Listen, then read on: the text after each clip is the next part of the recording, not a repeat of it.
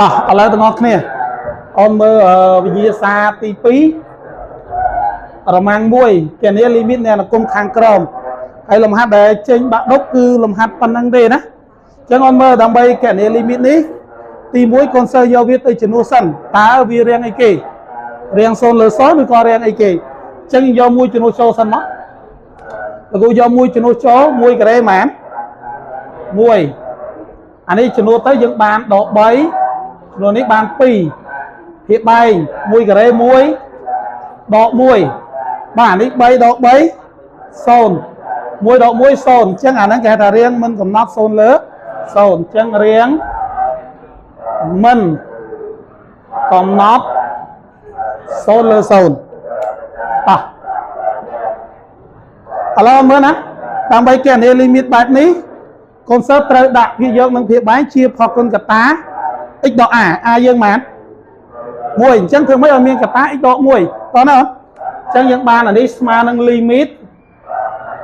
x ខិតជិត1អញ្ចឹងកតាទី1ប្រកបជាត្រូវតែមាន x ដក1អញ្ចឹងភាគបែងវាមាន x ដក1កតាឲ្យ x បូក1តោះឥឡូវឲ្យមើលភាគយកយើងប្រើវិធីសាស្ត្រមួយណាវិធីសាស្ត្រនេះវិធីសាស្ត្រក្បាលកតុយគ្រូប្រើវិធីសាស្ត្រក្បាលកតុយបាទចនអញ្ចឹងសួរថា x នេះគុណប្រមាណទៅបាន x ការ៉េx គុណនឹង x គេ x គុណ x ការ៉េកតុយយើងបូក2អញ្ចឹងដកនេះតើគុណនឹងដកប៉ះដកបានចេញបូកអញ្ចឹង1គុណនឹង2តែយើងបានដក2ឯងឃើញទេទៅមកទៀតយើងសម្រួលកតារួមចោលនេះ